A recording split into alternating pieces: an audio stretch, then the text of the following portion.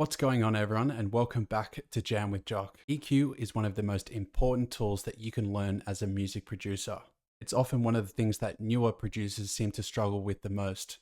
So today I've got 10 simple, beginner-friendly EQ strategies that you're going to be able to implement in your music productions today. All 10 techniques are going to serve a specific purpose in a mix, so make sure you stay to the end so you get the full benefit of the video. Let's go ahead and open up Ableton and we'll start looking at these strategies. So here we are in Ableton.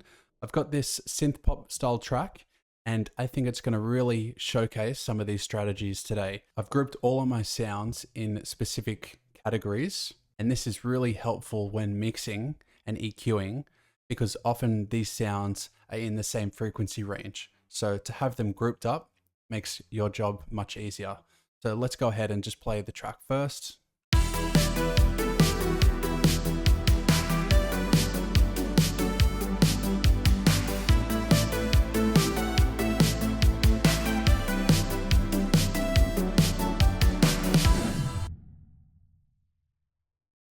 Strategy 1.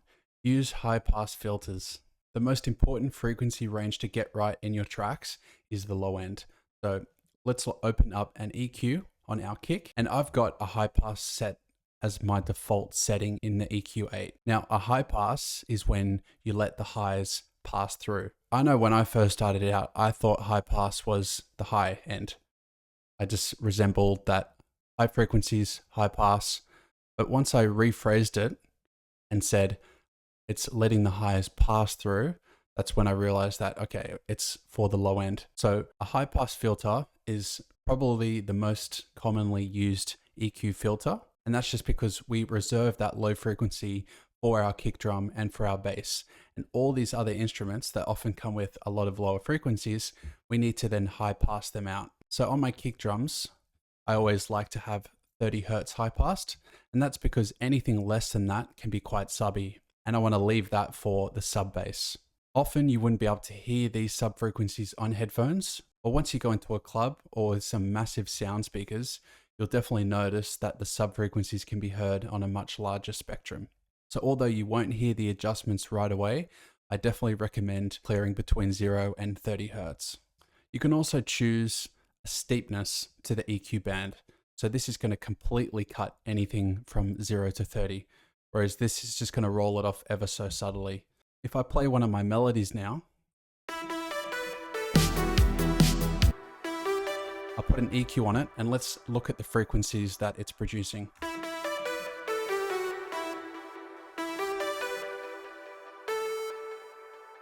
I'm just going to open up Pro Q3, which is a more advanced EQ.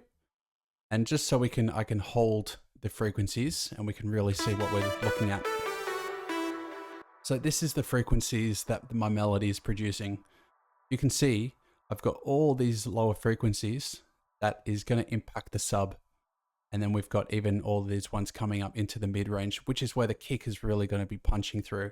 So if I was not to high pass, I'm going to have all of this clutter down here, which is the number one thing that producers need to get right. You need to have a clean low end.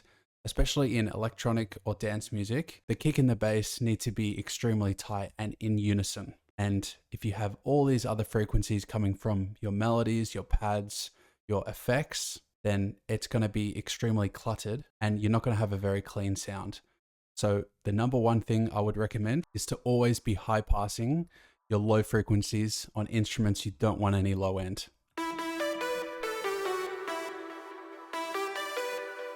So something like that would do just fine.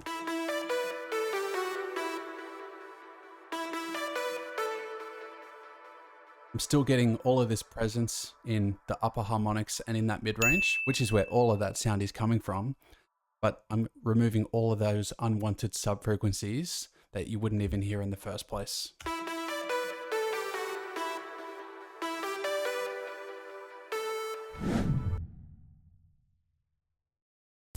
Tip number 2 is cut before you boost. Now, what I'm referring to here is, like in this first tip, we've done a cut. We've cut these frequencies, and if we were going to boost one, we would then increase the EQ band. Now, unless you have a really good gauge of what these certain frequencies are, I think it's extremely dangerous to just start boosting certain frequencies. So for me personally, what I like to do is create a layer.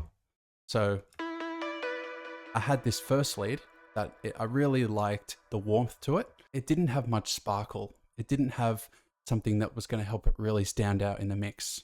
So that's where I've got this video game type of sound that's quite buzzy, and it's going to help it really stand out. So together, without,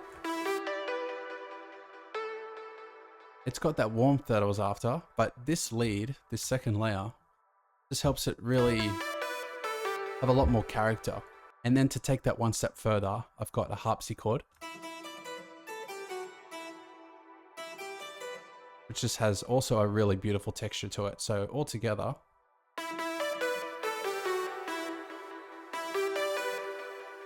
I've got that unique sound that I was after, and I didn't need to boost any frequencies because I'm definitely not an EQ master.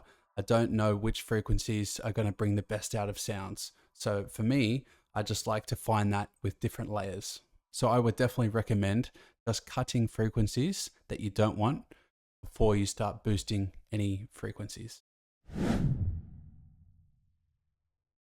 Tip number 3 is to identify instrument roles. So if we open up these pads here, I've got a really nice string. So if I was to throw an EQ on here, I've got some low end rumble once again. Now the role of a string is to help these pads have a bit more high end, a bit more presence. So if I play it all together,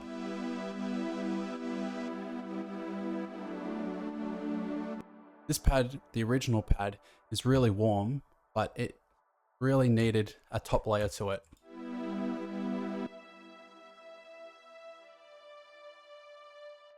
And so I know that that's serving a purpose in the higher frequency. I've got my mid-range warmth here with this main pad.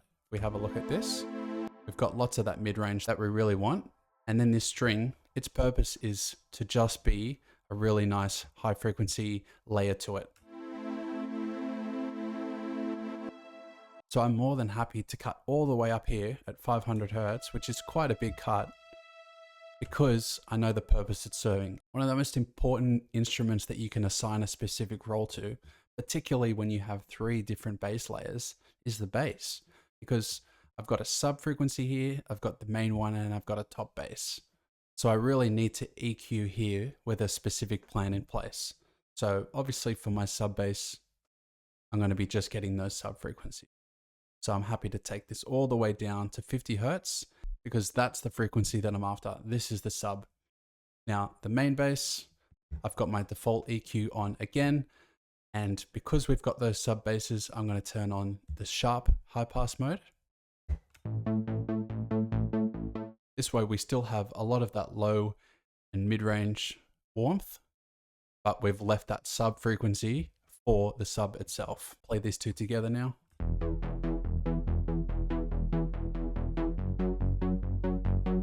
Turn the sub off. So the sub layer is just doing a really nice job of adding that warmth really low in the mix at -20. But when I took it out, hopefully you could hear the difference that it made. We've also got the top bass here. Now, I love, especially in these synth pop tracks, to have a top bass that's a lot more harsh and buzzy can go a really long way in helping that bass be heard on all kinds of speakers. But it's extremely important to cut out those low frequencies. So we've got our high pass on again. I'm happy to go to the sharpest.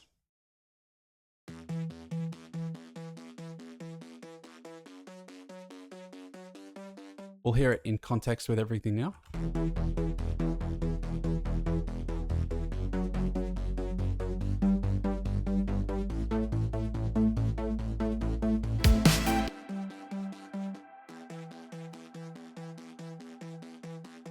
So this is a heavily distorted bass that's adding that character like I talked about.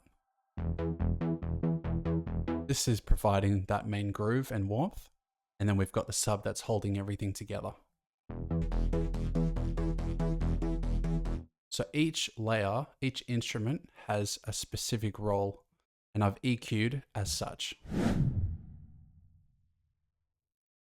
Tip number 4 is to enhance presence and clarity. Now this works particularly well with a vocal, but in this instance we don't have one, so let's work with the pad to start off with. Adding a boost between 3 and 6K on instruments that you want to have a bit more presence in the mix can really go a long way. So let's say I've got this pad group here and I've got this EQ here. Let's take this down to anywhere about 3K.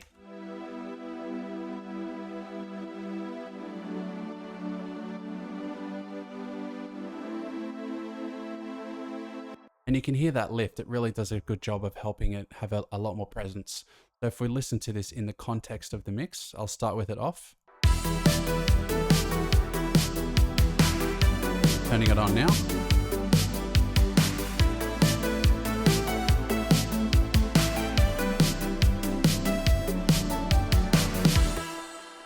I've only boosted it at 3 dB, and hopefully you could hear the difference. It did have a lot of presence in the mix.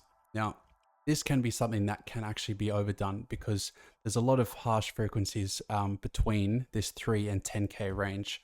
So I would do this ever so subtly, only at about 3 dB like I've done. And just again, make sure you're having a specific purpose in doing it. If you really like an instrument and you want it to have a lot more presence, I would try layering first. But if that doesn't work, or you just want that single sound without having to layer, then I would look to boost anywhere between 3 and 6K, just ever so subtly. And I think that'll do a really good job of helping it have a lot more presence.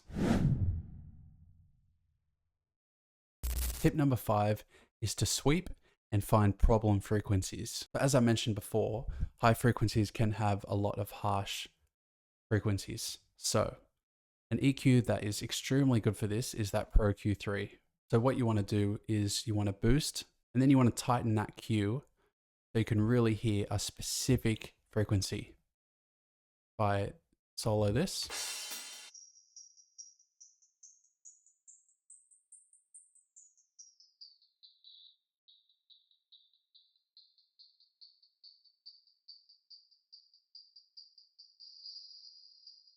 All right. Let me just turn this up so you can actually hear it a bit better.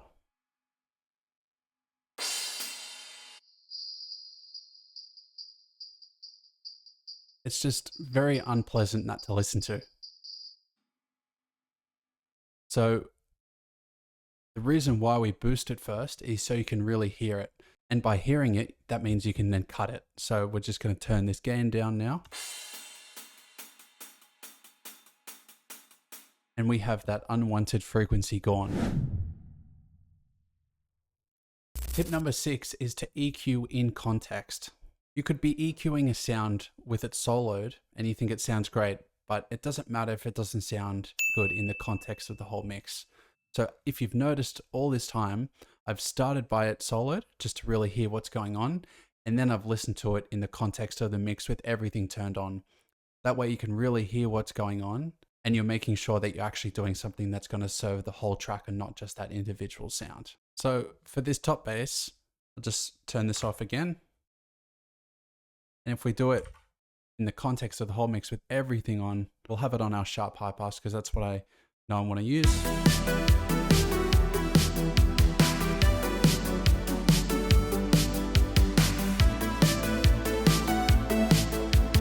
And then I can get the sound I'm after by listening to the entire mix together. It's extremely important to not just be soloing all these things because it doesn't matter how good something sounds by itself.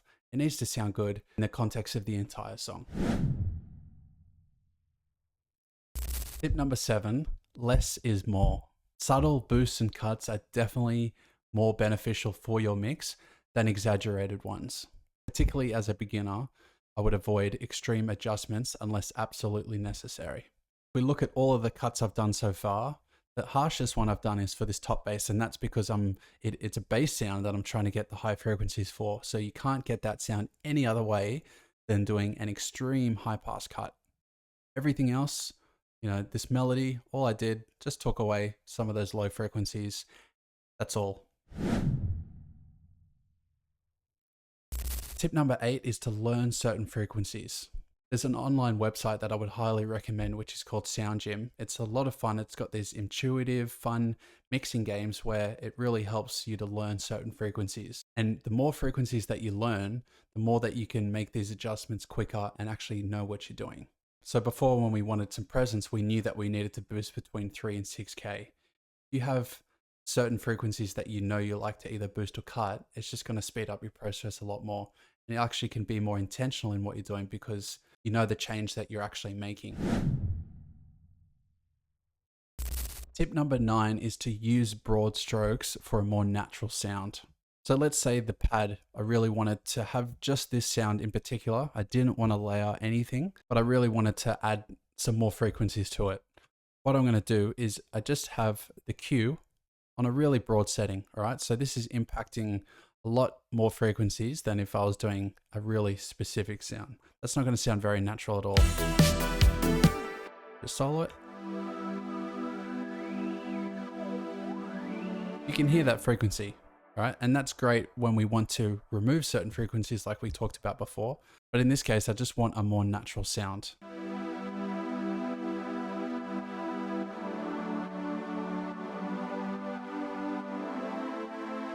We've got such a broad cue that it's adding those frequencies that we wanted, but we're not hearing it specifically. So I think that's a really good tip, just to have a more natural sound, to have a broader cue. The last tip I'm going to leave with you guys today is to use reference tracks. I've talked about a free plugin on this channel before, and it's called Span. So what Span allows you to do is just to see frequencies a lot better than on Ableton Spectrum.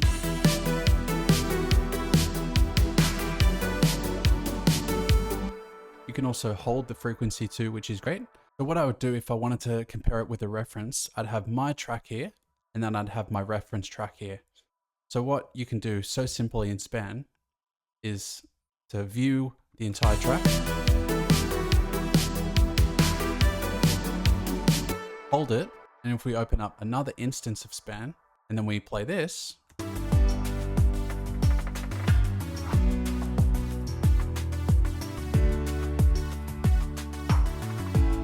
and now I've held that one too, we can then look at the two different tracks that we can then reference together. So obviously you can choose some of your favorite tracks that you're really impressed with the entire mix and you just want your sound to sound that good. You can then visually see where you need to add a bit more things. So maybe you need some more low frequencies, or maybe in this case, this is lacking a lot of mid-range presence. If this was my track and I was trying to aspire to be like this track, I'd be like, all right, well, look, there's this entire gap here. Let's see how I can fill those frequencies to then match this track that I think sounds really nice and full. So there you have it, guys. There's 10 beginner EQ strategies that I believe is going to make such an impact in your productions. And I think they do a really great job of balancing when to do a lot and when to not do too much. And that's the most important thing to do in mixing, is to not overdo it, except when you absolutely need to. If you learned something in this video, I'd really appreciate if you could hit that like and subscribe button. And if you had any questions in general, or more specifically about any of these 10 tips, then I'd be happy to get back to you. Just leave me a comment down below. As always, thank you guys so much for staying to the end of the video. I really appreciate it. If you wanted to go ahead and keep watching my stuff, then I'll just put my latest upload right up there. Until then, I'll see you guys in the next one.